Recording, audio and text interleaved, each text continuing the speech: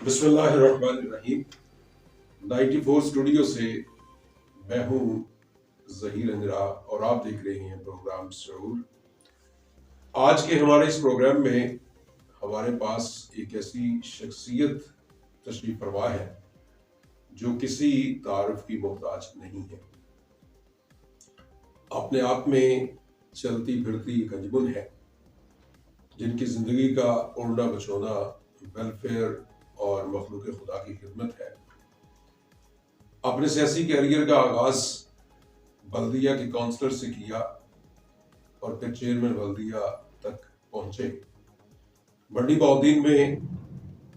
जितने भी वेलफेयर के प्रोजेक्ट्स शहर के लेवल पर हैं, उन सब में कहीं ना कहीं हमें आपका हाथ नजर आता है। तो मैं बिला मुबालगा आपसे मुतारिफ करवाता हूँ जनाब मलिक सलाहुद्दीन साहब को। मलिक साहब आपको बहुत शुक्रिया, आप तशरीफ लाए, टाइम निकाला आपने। नाजरीन, गुलिस्तान सादी में शेख सादी एक वाकया लिखते हैं कि एक दफा एक बादशाह कहीं से गुजर रहा था। उसने एक बूढ़े किसान को देखा जो बाग में एक सेब का दरख्त लगा रहा था। बादशाह नीचे उतरा, घोड़े से नीचे उतरा, उस बूढ़े किसान के पास आया और उसे कहने लगा कि किसान, जिंदगी की जिस स्टेज पर तुम हो और उम्र के जिस हिस्से से गुजर रहे हो, ये दरख्त जो तुम लगाना चाह रहे हो, इसके फल लाने से पहले तुम जमीन के नीचे चले जाओगे, तुम्हारी मौत वाकई हो चुकी होगी, तो क्यों लगा रहे हो? तो उस किसान ने जवाब दिया, आलिजा, मेरे बाप दादा ने ये पौधे लगाए, दरख्त लगाए और मैंने उनका फल खाया। अब मैं लगा रहा हूं तो हमारी आने वाली नस्लें इसका फल खाएंगी। यकीनन वो लोग अजीम होते हैं जो सिर्फ अपने लिए नहीं बल्कि आने वाली नस्लों के लिए सोचते हैं। और जब हम इस जिंदगी को बड़े करीब से देखते हैं तो बकौल शेक्सपियर के ये दुनिया हमें एक स्टेज नजर आती है कि जिसमें हर शख्स आता है, अपने हिस्से का किरदार अदा करके चला जाता है। लेकिन याद रखिए कि जिंदगी की स्टेज तो छीन ली जाती है, इसके एक्टर्स को यहां से निकलना पड़ता है, मगर उनका प्ले किया गया रोल कभी खत्म नहीं किया जा सकता। वो किरदार के नाम से इंसान की इस दुनिया से कहीं दूर चले जाने के बाद भी हमेशा जिंदा रहता है। और फिर ना सिर्फ अगर अच्छा किरदार हो, मिसाली किरदार हो, तो ना सिर्फ वो जिंदा रहता है बल्कि लोग उसको मशअल-ए-राह समझते हुए उसकी सरहद का भी ताकीद करते हैं। तो इस जिंदगी में कामयाबी के जहां बहुत सारे पैरामीटर्स हैं, उनमें जो सबसे अहम है वो तालीम है। तालीम इंसान को जहां शऊर बख्शती है, वहां उसे इस मुआशरे में मुस्बत किरदार अदा करने पर मजबूर भी करती है। तालीम ही वो वाहिद टूल है कि जिसके जरिए हम इस कौम की किस्मत को बदल सकते हैं। जी हाँ नाजरीन, आपको याद होगा कि जॉन हार्वर्ड नाम का एक शख्स जब अमेरिका में माइग्रेट हुआ, वहां उसने मेहनत की, बिजनेस किया, अपनी जिंदगी को बड़े ऐशो इशरत से गुजारा, और जब इस दुनिया से जाने का रुखसत होने का वक्त आया, उसने अपने बेटों को बुलाया और बेटों से कहने लगा कि जितनी मेरी दौलत है, इसका आधा हिस्सा तुम सबके लिए है और आधे हिस्से से एक स्कूल बना दो, ताकि ये आने वाली हमारी नस्लें इस रोशनी से मुस्तफीद हों और वो अपना कैरियर खुद इंतखाब कर सके। तो उसके बेटों ने ऐसे किया। जॉन हार्वर्ड की वसीयत के मुताबिक उन्होंने हार्वर्ड विलेज में, जहां पर वो विलेज भी उसी के नाम पर था अमेरिका में, हार्वर्ड स्कूल को एस्टेब्लिश किया। और फिर उसकी जो छोड़ी हुई रकम थी उसको ट्रस्ट के नाम पर मुंतकिल किया और उस स्कूल की आबियारी करते रहे। और आज वही हार्वर्ड स्कूल हार्वर्ड यूनिवर्सिटी के नाम से दुनिया की चंद बेहतरीन यूनिवर्सिटीज में से है। तो आज के प्रोग्राम में जो हम गुफ्तगू करेंगे, जैसे मैंने पहले कहा कि मलिक सलाहुद्दीन साहब एक हमअज़हिर शख्सियत है, आप एक वर्सटाइल पर्सनैलिटी है, लेकिन आज की इस गुफ्तगू में हम मलिक सलाहुद्दीन साहब की मंडी बहाउद्दीन शहर के लिए जो तालीमी खिदमात हैं उन पर थोड़ा सा नाज़रीन के सामने रखेंगे कि अगर मलिक सलाहुद्दीन साहब ایک فرد ہو کر اس شہر کے لیے، اس ضلع کے لیے اور آنے والی نسلوں کے لیے اتنی تگوداز کرتے ہیں، تو اگر کچھ لوگ اور مل جائیں اور اسی سوچ کے حامی ہوں تو یقیناً انقلاب بالکل قریب آ سکتا ہے۔ ملک صلاح الدین صاحب سے میرا پہلا تعارف آج سے تقریباً 37 سال قبل ہوا، جب میرے ایک کزن نے گورنمنٹ بوائز کالج میں سے انجینئرنگ کا میرٹ بنایا اور ملک صاحب اسے ایک بڑی سی ٹرافی دے کر گئے۔ وہ ٹرافی آج بھی اس دور کی یاد کو تازہ کرتی ہے۔ چاہے طلبہ کی اعلیٰ کارکردگی پر پرائزز ہوں یا بلدیہ کی طرف سے مستحق طلبہ کے لیے وظائف ہوں، یا جو لائف سٹاک ہاسپٹل کی جگہ ہے وہ گورنمنٹ گرلز ہائی اسکول کے نام کی جانے والی ہو، یا گورنمنٹ کالج فار ویمن میں BSc کی کلاسز کا اجرا ہو، یا ڈسٹرکٹ جناب پبلک اسکول کا قیام ہو، یا اگر ہم گورنمنٹ کالج فار بوائز میں پوسٹ گریجویٹ بلاک اور پوسٹ گریجویٹ کلاسز کا آغاز دیکھتے ہیں، یا پھر منڈی بہودین میں بڑھتی ہوئی آبادی کے پیش نظر ایک نئے girls college Nawaz Sharif girls college کے قیام کو عمل میں آتے ہوئے دیکھتے ہیں، یا پھر ہم JCT رسول کو یونیورسٹی کی طرف بڑھتے ہوئے دیکھتے ہیں، اور یا پھر یونیورسٹی آف گجرات کے سب کیمپس کو یونیورسٹی آف منڈی بہودین میں کنورٹ کی طرف کوشش کرتے ہوئے دیکھتے ہیں، تو ہمیں ہر جگہ پر ملک صلاح الدین صاحب نمایاں نظر آتے ہیں۔ ایسے لوگ ہمارا سرمایہ ہیں، قوم کا سرمایہ ہیں۔ ہمارے لیے ان کی کوششیں باعث تقلید ہیں، یقیناً باعث فخر بھی ہیں اور باعث تقلید بھی ہیں۔ ملک صاحب، سب سے پہلے تو آپ یہ فرمائیے گا کہ یہ آپ کو ایجوکیشن کو ڈیولپ کرنے میں، ایجوکیشن کو آگے بڑھانے میں، ایجوکیشن کے لیے کام کرنے میں یہ شوق کیسے پیدا ہوا؟ بسم اللہ الرحمن الرحیم، اللہم صلی علی محمد وعلی آل محمد۔ میرا صاحب، ہمارے لیے سب سے عظیم رول ماڈل جو ہے مسلمان کی حیثیت سے،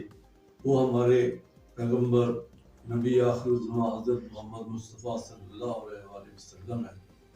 آپ یہ دیکھیں کہ ان پہ جو پہلی وحی نازل ہوئی، وہ پہلی وحی کا لفظ کیا تھا کہ اقرا، کہ پڑھ، اور پھر آپ نے اسی پہ کام شروع کیا کہ آپ دیکھیں کہ جنگ بدر میں جو کفار قیدی ہو کر آئے، انہوں نے ان کی رہائی کے لیے صرف اور صرف ایک ہی شرط رکھی کہ جو بندہ ہمارے 10 بچوں کو پڑھا دے گا اس کو رہائی مل جائے گی، اور کوئی شرط نہیں رکھی۔ مطلب اس تعلیم کی اہمیت کا اس سے زیادہ اور کیا بیان ہو سکتا ہے۔ اور پھر آپ نے یہ جو گفتگو آپ نے ابھی فرمائی، یقین جانیں کہ ڈگریاں اور یہ وہ، لیکن آپ یہ دیکھیں کہ ہمارا ملک جس اللہ نے ایک نعمت کے طور پر ہمیں دیا تھا، اس پر اس طرح کی ترقی نہیں کر سکا، آج وہ اچیومنٹ نہیں نظر آ رہی۔ اس کی وجہ صرف یہ ہے کہ ہم نے ڈگری حاصل کرنے کے لیے کہ اس کو ایک روزگار کا ذریعہ بنائیں گے، تعلیم حاصل کی، لیکن جو گفتگو آپ نے جس طرح شیخ سعدی کا حوالہ دیا، جس کا ہارورڈ اسکول کا حوالہ دیا، یہ وہی لوگ یہ چیزیں محسوس کر سکتے ہیں جو ڈگری کے علاوہ دوسری کتابوں کے ساتھ رابطہ رکھتے ہیں، دوسری کتابیں پڑھتے ہیں، اور ان کا جو ہے نا، وہ پھر وہی لوگ جو ہے اپنے ملک اور قوم کے لیے کچھ سرو کرتے ہیں۔ اور جس وقت یہ ہارورڈ اسکول کا آپ نے کہا ہے کہ یہ دنیا کی بہترین، شاید یہ دنیا کی اول نمبر یونیورسٹی میں سے ہے اس وقت، ہارورڈ یونیورسٹی کا جو اگر کہا جائے تو شاید وہ غلط نہ ہوگا۔ تو میں نے تو وہ حضور صلی اللہ علیہ وسلم کا ماڈل یقین جانے کہ اسی بات سے اس بات کو انیشیٹو لیا، اور آج پھر اس کو بھی چھوڑتے ہوئے دنیا کے تمام مفکرین، خواہ وہ کسی بھی مذہب، کسی بھی قوم، کسی بھی اس سے تعلق رکھتے ہو، آج وہ اس بات پہ متفق ہے کہ اگر کسی معاشرے، کسی ملک کی، قوم کی زندگی بدلی جا سکتی ہے تو وہ صرف اور صرف کتاب کے ذریعے سے۔ اسی بات کو مد نظر رکھتے ہوئے میں نے اس بات کو جو ہے نا، میں نے، آپ یقین جانیں کہ خود میں آپ سے صرف عرض کرتا ہوں کہ مجھے یہ کیوں شوق لوگوں کے لیے کرنے کا شوق کیوں پیدا ہوا۔ میں آج شاید اپنے والد محترم کے لیے جتنا خراج تحسین پیش کروں اور ان سے اللہ سے دعا کروں کہ اللہ ان کے لیے جنت الفردوس میں درجات بلند کرے کہ انہوں نے ہمیں لقمہ حرام نہیں کھلایا. لیکن آج میں ایک باپ کی حیثیت سے یہ کہنا محسوس کر سکتا ہوں, آپ بھی شاید محسوس کر سکیں, کہ اگر کوئی بچہ کہے آپ کو کہ بھی میں نے تعلیم حاصل کرنی ہے اور آپ کی اس کے لیے کہنا کتنا مشکل ہے کہ بیٹا میں تو آپ کی تعلیم کے اخراجات برداشت نہیں کر سکتا, تو میں ان کا اپنے والد محترم کا ذکر بنیاد فخر سے کر رہا ہوں کہ انہوں نے مجھے یہ کہنے کی جرت کر لی کہ میں آپ کے اخراجات برداشت نہیں کرتا, لیکن ہمیں لقمہ حرام نہیں کھلایا. اور اسی سے میں نے پھر, آپ یقین جانے کہ میں نے 5 سال اپنی نجی زندگی آپ سے شیئر کرتا ہوں, 5 سال FA BA منڈی بہاؤالدین کالج سے کیا. لیکن اس دوران میں رات کو, آپ یہ اندازہ کریں کہ میٹرک کے بعد بچے کی کیا عمر ہوتی ہے, 16 سال کی صرف, اور میں اس وقت رات کو, یہ میں اپنے اگلی نسل کے بچوں کے لیے کہنا چاہتا ہوں کہ رات کو 12 سے صبح 8 بجے تک میں شاہتاگ شوگر مل میں سروس کرتا تھا اور صبح 8 بجے آ کے کالج میں جاتا تھا. اور اسی دوران میں نے اپنے یہاں منڈی کالج کا الیکشن بھی لڑا اور اس کے ساتھ DA بھی کیا. اور آپ اندازہ کریں اس وقت یہ شوگر مل کے لیے کوئی سڑک بھی نہیں ہوتی تھی, یہ نہر کے ساتھ ایک کچا راستہ تھا, اس پہ سائیکل پہ میں جاتا تھا کہ میں نے, اور لیکن یہ میں نے ساری چیز حاصل وہ کہ میرے پیغمبر جب تعلیم کی دنیا میں, تو پھر یہ اس کی اہمیت کم نہیں ہو سکتی. ایکسلنٹلی. میں نے جتنے بھی عظیم لوگوں کی ہسٹری پڑھی ہے تو ان میں ان کے جو ماضی کے حالات ہیں وہ ایسے ہی ٹف ہے, شاید ان ٹف حالات سے گزر کر انسان کندن بنتا ہے اور پھر آگے اس میں ایک تڑپ پیدا ہوتی ہے. اچھا مطلب آپ نے ذکر کیا کہ ہماری جو پہلی وحی ہے وہ اقرا ہے اور اس کی اہمیت کا انکار ممکن ہے. ہمارے یہاں پر مجھے یاد پڑتا ہے 1986 یا 87 میں محمد جنیجو صاحب کی حکومت تھی, تو ایک اقرا ٹیکس بھی لگایا گیا تھا, اور پھر اس اقرا ٹیکس کے ساتھ آپ کا تعلق ایک یہ ہے کہ آپ نے پرائم منسٹر کو, چیف منسٹر کو اور دیگر حکام کو ایک لیٹر لکھا تھا. وہ کیا تھا؟ وہ لیٹر میں نے اس میں یہ لکھا تھا کہ مجھے, وہ لیٹر کی کاپی بھی میں نے آپ کے ساتھ شیئر کی ہے, کہ جناب پرائم منسٹر صاحب آپ یہ اتنے سال سے یہ جو ہے نا ٹیکس وصول کر رہے ہیں, لیکن آخر ہمیں بھی تو وہ بتایا جائے کہ وہ اقرا ٹیکس کہاں استعمال ہو رہا ہے. یہی ہماری سب سے بڑی ٹریجڈی ہے کہ ہم جس نام پہ ٹیکس وصول کرتے ہیں, ہونا تو یہ چاہیے تھا جانبداری. حالانکہ جنیجو صاحب میری اپنی نظر میں جتنے لوگ وزیر اعظم گزرے ہیں پاکستان کی, مطلب لیاقت علی خان وغیرہ کے بعد, ان میں سب سے زیادہ آنیسٹ آدمی تھے. میرے اپنے چچا پرائم منسٹر ہاؤس میں ہوتے تھے, میں نے ان سے شیئر کیا تھا, انہوں نے کم از کم 20-25 سال کی سروس ہے, کہ آپ نے سب سے زیادہ آنیسٹ کس پرائم منسٹر یا پریزیڈنٹ کو کیا. ان کے پہلا جواب یہ تھا کہ جنیجو صاحب نے, لیکن جو بیوروکریسی پتہ نہیں کس طرح معاملات کو الجھا دیتی ہے کہ ہمیں آج تک یہ پتہ نہیں چل سکا کہ وہ اقرا ٹیکس جو ہے وہ کہاں خرچ ہوا ہے, حالانکہ کروڑوں اربوں روپیہ اس کو. جی ایگزیکٹلی, لیکن اس کا کوئی جواب نہیں. اچھا آپ سیاست میں کب آئے؟ سیاست میں ویسے تو یہ جو کالج لائف سے ہی, مطلب کالج کا الیکشن یا ڈگری کالج کا یونین کا الیکشن لڑا, اس کے بعد پھر میں لا کالج میں سیکرٹری رہا پہلے, اس کے بعد پریزیڈنٹ رہا لا کالج میں. اسی طرح اس کے بعد آنے میں سب سے پہلا الیکشن جو ہے جو یہاں 1979 میں آئی تھنک ہوا تھا, جس میں ضیاء الحق صاحب نے کروایا تھا, وہ میں نے پہلا الیکشن میاں وحید صاحب کے مقابلے میں لڑا. ٹھیک ہے, اس وقت غیر جماعتی الیکشن تھا, وہ غیر جماعتی الیکشن. اچھا ایک آپ نے 1989 میں ایک چیئرمین بلدیہ سے اصلاح کی تھی, ریٹن فارم میں کی تھی, کہ جو بلدیہ کے سکولز ہیں ان میں الیکٹرک واٹر کولرز وہ لگایا جائے. تو مجھے یاد پڑتا ہے کہ اس وقت تو لاہور کے سکولز میں بھی جو میونسپل کارپوریشن کے تھے, میٹروپولیٹن کارپوریشن کے تھے, ان میں بھی الیکٹرک واٹر کولر نہیں تھے. اچھا اس وقت میں سوال میرا یہ ہے کہ آپ پر جس وقت آپ بلدیہ کا حصہ ہے تو لوگ گلیوں کی نالیوں کی بات کرتے ہیں, لوگ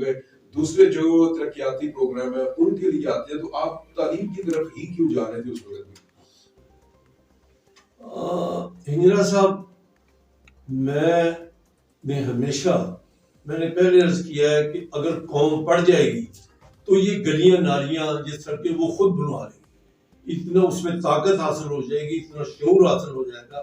میرا تو اس کے بارے میں اتنا شوق میں آپ سے شیئر کروں کہ ہمیں ہمیشہ یہ کہا گیا کہ جب آپ حج کے لیے یا عمرہ کے لیے جائیں تو آپ جب خانہ کعبہ پہ نظر پڑے تو سب سے پہلے جو دعا آپ مانگیں گے تو وہ دعا اللہ پاک قبول کرتے ہیں۔ اب میں آپ سے شیئر کر دوں کہ آپ شاید یہ بات آپ کے لیے بالکل عجیب لگے کہ میں نے جو پہلی دعا مانگی وہ یہ دعا مانگی تھی کہ اللہ میاں میرے ضلع کے لیے ہمیں یونیورسٹی مطلب یہ میرے شوق کا مطلب بن ہے۔ آپ جو الیکٹرک واٹر کولر کی بات کر رہے ہیں، میں یہ سمجھتا ہوں یہ بنیادی ضرورت ہے ہمارے بچوں کی، ہماری اگلی نسل کی مطلب ہے۔ یہ 98 کی بات ہے، 98 کی بات ہے کہ میاں وحید صاحب چیئرمین تھے اور مجھے 88 یا 89 میاں وحید صاحب چیئرمین تھے، اور میں یقیناً فخر محسوس کرتا ہوں کہ مجھے میاں وحید صاحب، دیوان مشتاق صاحب رہنماؤں کے ساتھ کام کرنے کا وقت ملا، اور میں نے یہ محسوس کیا کہ ان لوگوں سے شاید کوئی لوگ صحیح کام نہیں لے سکے۔ میں نے تو یہ محسوس کیا کہ میں نے جب بھی ان کو کوئی بھی پازیٹیو کام کہا، نہ میاں وحید صاحب نے اس میں کوئی رکاوٹ ڈالی، نہ دیوان مشتاق صاحب نے، بلکہ انہوں نے آگے بڑھ کر میرے ساتھ اس میں جو ہے نا یہ میری رہنمائی بھی کی اور اس کو پرفارم کیا۔ جس طرح آپ یہ الیکٹرک واٹر کولر کی بات کر رہے ہیں، میں اس وقت آپ سے کرتی ہوں، میں نے اس وقت 98 میں جو ہے اس وقت میں نے یہ کیا میاں صاحب سے کہ ہمارے عام بچے جو ہیں وہ تو چلو گزارا کر لیتے ہیں، لیکن کچھ لوگ ایسے ہیں جو لاہور پنڈی وغیرہ جا کے تعلیم حاصل کرتے ہیں، اس کا کہ ہمیں کہ بلدیہ منڈی بہاؤالدین کی طرف سے ہمیں کم از کم 10 اسکالرشپ جو ہے وہ بچوں کو دینے چاہیے۔ اور اس وقت 500 روپے کی بھی بڑی ویلیو تھی کہ 500 روپیہ پر اسٹوڈنٹ جو ہے نا اسکالرشپ دیے، صرف یہی ایک وہ، لیکن وہ کیوں تھی؟ اس لیے کیونکہ میں اس پروسیس سے گزر چکا تھا۔ جو بندہ ہیرا صاحب اگر جس نے ٹیوٹا ویگن پہ منڈی سے پھالیا یا یہ سالم تک کا سفر نہیں کیا نا ٹیوٹا ویگن پہ، وہ ان مسائل سے واقف نہیں ہو سکتا کہ ان ویگنوں میں انسانوں کے ساتھ کیا جانوروں کا سا سلوک ہوتا ہے۔ اسی لیے میں نے عرض کیا ہے کہ وہ لوگ جنہوں نے کبھی کوئی تعلیمی مشکل کو ان کے پاس ان کے اتنے وسائل نہیں ہیں، ان کو اس بات کا اندازہ ہی نہیں۔ میرے ہر وقت یہ بات ذہن میں رہتی ہے کہ کسی کوئی کم از کم ایسی صورتحال پیدا ہو جائے کہ کسی ماں کو اپنے بچے کی تعلیم کے لیے اپنا زیور نہ بیچنا پڑے۔ اسی بات کو میں نے مد نظر اس وقت 10 اسکالرشپ منظور کرا اور اس وقت چلتے رہے۔ پھر اس کے بعد جب چیئرمین شپ کا دور ختم ہوا، نیا ضلع بن گیا، پہلا خط میں نے جو ڈسٹرکٹ یہاں ایڈمنسٹریٹر مقرر ہوئے، ڈی سی مقرر ہوئے، میں نے پہلا خط ان کو یہ لکھا، میں نے آپ کو ساتھ شیئر کیا ہے کہ آپ کو یہاں یہ ڈسٹرکٹ اچھا خاصا مطلب آبادی والا شہر ہے، آپ کم از کم ہر ضلع میں اسکالرشپ ڈسٹرکٹ کونسل دیتی ہے، تو آپ ایز ڈسٹرکٹ چیئرمین کم از کم 20 اسکالرشپ جو ہے وہ بچوں کو دینے چاہیے، اور وہ الحمدللہ منظور ہوئے اور چلتے ہیں۔ یہ میرا مطلب ہے ایک انداز تھا۔ اچھا، آپ کے دور میں کتنے اسکول سے جو بلدیہ چلا رہی تھی؟ اسکول تو میں اب تعداد کنفرم نہیں کہہ سکتا، جو بلدیہ پہلے چلا رہی تھی کم از کم 8 اسکول تو ہوں گے اس وقت، لیکن اس میں سب سے بڑی بات یہ تھی کہ ہم نے کیا کیا کہ جتنے پرائمری اسکول تھے 98 میں جب میں خود چیئرمین بنا، اس وقت میں نے جو ہے نا جی وہ یہ کیا کہ جتنے پرانے اسکول ہیں اس میں ہر اسکول میں 2 نیو کمرے جو ہے نا وہ بنائے، اور ہمیں پیریڈ کتنا ملا تھا؟ صرف 9 مہینے۔ اس 9 مہینے کے پیریڈ میں ہم نے 2 اپنے جو ہے نا جی 2 کمرے ہر پرائمری اسکول میں ایڈ کیے، اور اس کے ساتھ ساتھ ابھی شاید لاہور بلدیہ نے بھی فرنیچر نہ مہیا کیا، اور 98 میں ہم نے جو ہے نا اپنے ہاؤس کی اجازت سے،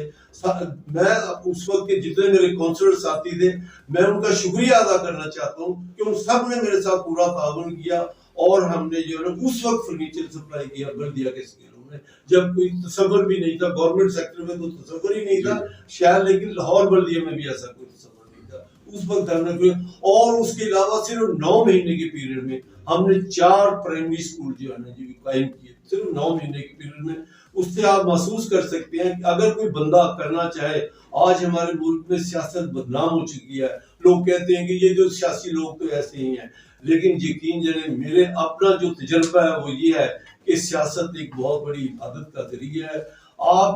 میرے جیسا بندہ جو بغیر پاور کے اگر اس کو سالہ سال کسی کام کے لیے لگے، اگر کوئی ایم پی ہے میں نے اس وہی کام وہ 6 مہینے میں کروا سکتا.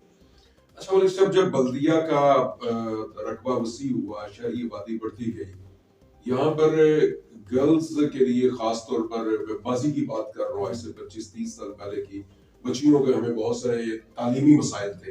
جن میں ایک بڑا مسئلہ یہ تھا کہ جو ہمارا گورنمنٹ گرلز ہائی اسکول ہے ایک بڑا اسکول تھا، اس میں تعداد بہت زیادہ تھی، ایون ایک سیکشن میں 100 سے زیادہ بچیاں تھیں. تو اس وقت آپ نے جو ساتھ ہمارا وہ لائف سٹاک کا ہاسپٹل تھا، وہ جو جانوروں کا اسپتال تھا، اس کو بھی آپ نے اس میں وہ شفٹ کیا. تو یہ آپ کو اس وقت ریزسٹنس کا مزاحمت کا سامنا نہیں کرنا پڑا تھا؟ جی میں عرض کرتا ہوں، گزارش یہ ہے کہ میں بلدیہ کے آفس میں بیٹھا ہوا تھا، مس حمیدہ یونس اس وقت ہیڈ مسٹرس تھی. اس وقت بہت ساری کلاس اسکول کی تعداد، یہ 1945 سے اسکول کام کر رہا ہے، اتنا قدیمی پرانا قرآن پاکستان سے پہلے اتنا پرانا، اور یہ مطلب اچھے اسکولوں میں اس کا شمار ہوتا تھا. یہاں داخلہ بڑی سفارش سے ہوتا تھا، تو بہت ساری کلاسز جو ہیں وہ درختوں کے نیچے ہوتی تھی. مجھے حمیدہ یونس صاحبہ نے بلایا، انہوں نے دکھایا کہ 2 بچیاں وہ گرمی کی وجہ سے بے ہوش ہوئی پڑی. تو وہ مجھے کہنے لگیں کہ اگر یہ ساتھ لائف سٹاک ہاسپٹل ہے، یہاں ایک گھوڑا سا بندہ ہو، اتنا کوئی یہاں شہر میں جانا بھی کہ اگر یہ ہم جگہ جو ہے نا اسکول کو شفٹ ہو جائے تو یہ ہمارے لیے. میں خود ایگری کیا میں نے اس بات کو. میں نے دیوان صاحب اس وقت ایم پی اے تھے، ان سے بات کی، میں ان کو ساتھ لے کر شام کو، اللہ جنت نصیب کرے، رانا شوکت صاحب ڈی سی تھے، ان سے یہ گزارش کی کہ جناب آپ اگر یہ وزٹ کر لیں ایک دفعہ اس کی، کہ اگر تو واقعی اس ہاسپٹل کی یہاں ضرورت ہے. آپ یہ دیکھیں کہ وہ اس ہاسپٹل کو یہاں رکھنا زیادہ ضروری ہے یا اگر وہ جگہ سکول کے لیے ٹرانسفر ہو جائے وہ زیادہ فائدہ مند ہوگا. یقین جانے انہوں نے اسی دن مجھے ایک مطلب کوئی وقفہ نہیں ڈالا. آج میں ان کے لیے بہت دعا گو ہوں کہ انہوں نے مطلب ہے، انہوں نے کہا کہ ملک صاحب آپ صبح آفس نہ جائیں، پہلے گھر آ جائیں، یہیں سے ہم اکٹھے اسکول وزٹ کریں گے. ہم اسکول چلے گئے، یقین انہوں نے وزٹ کیا. انہوں نے اپنے اس وقت میاں ظہیر صاحب اے ڈی ایل جی تھے، انہوں نے وہیں ان کو بلایا. اپنے آفس بھی نہیں گئے، وہ اسکول میں ہی بیٹھ کے انہوں نے لیٹر ٹائپ کرایا کہ ایز ڈسٹرکٹ کلیکٹر مجھے اس اسکول کی جگہ کوئی اسکول کا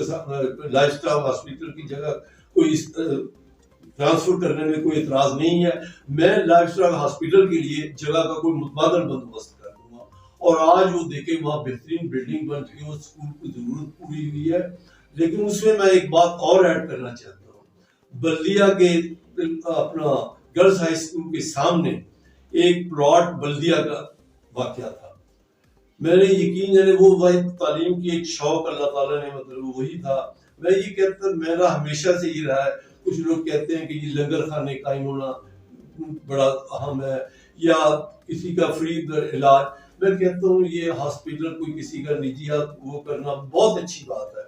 نو ڈاؤٹ اچھی، لیکن لنگر خانے قائم کرنے سے یا کسی کا علاج فری کروانے سے قوموں کی تقدیر نہیں بدلتی. قوموں کی تقدیر جو ہے وہ اسی شکل میں بدلتی ہے کہ جب دیکھیں نا وہ اپنے نبی کریم صلی اللہ علیہ وسلم کے پاس کوئی بندہ آیا، انہوں نے کچھ مانگنا چاہا تو آپ نے کہا کہ جاؤ لکڑی اور وہ ایک درانتی لے کے آؤ، لکڑی کاٹ کر بیچو. اور آج کی درانتی اور لکڑی جو ہے وہ تعلیم ہے. اسی بات کو مد نظر رکھتے ہوئے میں نے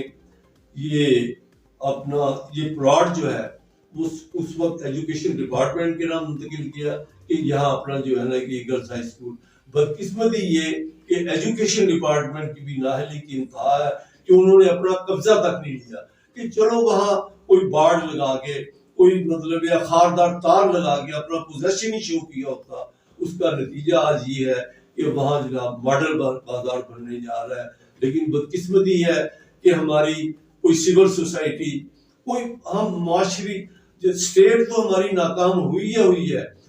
لیکن ہم بحیثیت معاشرہ بھی ناکام ہو گئے. کہ آپ یہ مثال دیکھیں نا کہ مری کا اتنا بڑا المیہ ہوا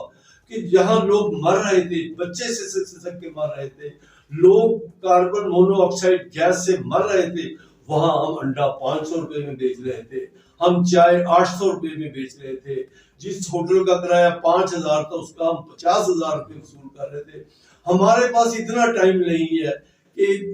اتنا ہم کر سکیں کہ یہ گرلز ہائی اسکول کے اس پہ قبضہ ہو رہا ہے، لیکن کوئی آواز نہیں اٹھائی جا رہی. آپ اس بات سے اندازہ کر لیں کہ ہماری اپنی آئندہ مستقبل اور آئندہ مستقبل، اگلی نسل کا مستقبل، سب سے بڑی بات یہ کہ بچیوں کا مستقبل، بچیوں کی ایجوکیشن میں سمجھتا ہوں بچوں سے بھی زیادہ اہم ہے. اس پہ تو کمپرومائز نہیں ہونا چاہیے تھا. اور حالانکہ اگر ہماری انتظامیہ چاہے تو اس کے لیے کوئی ماڈل بازار کی متبادل، ہمیں کوئی ماڈل بازار بننے پہ اعتراض نہیں ہے، اس کے لیے کوئی متبادل جگہ تلاش کی جا سکتی. جی ناظرین، پروگرام ہمارا جاری ہے جہاں پر گورنمنٹ گرلز ہائی اسکول کے لیے مالک صلاح الدین صاحب نے اپنے دورے چیئرمینشپ میں اس پلاٹ کو محکمہ تعلیم کے نام ٹرانسفر کرنے کی کوشش کی، اسکول کے لیے جگہ وقف کرنے کی کوشش نہیں کی، ٹرانسفر ہو گیا، ٹرانسفر ہو چکا ہے. اور وہاں پر ڈسٹرکٹ انتظامیہ کی طرف سے ماڈل بازار کا قیام یقیناً ہمارے لیے لمحہ فکریہ ہے اور سوالیہ نشان ہے ان تمام دانشوروں پر، ان تمام سیاسی لیڈرز پر، ان تمام پبلک فگرز پر کہ جو انقلاب کے بڑے بڑے دعوے کرتے ہیں، بڑے بڑے نعرے لگاتے ہیں، مگر وہ خود ایسے پروجیکٹ کو جو تعلیمی پروجیکٹ تھا اس کو ایک بازار میں کنورٹ میں نہ صرف خاموش ہیں بلکہ وہ اس کے ساتھ شامل ہیں. اجازت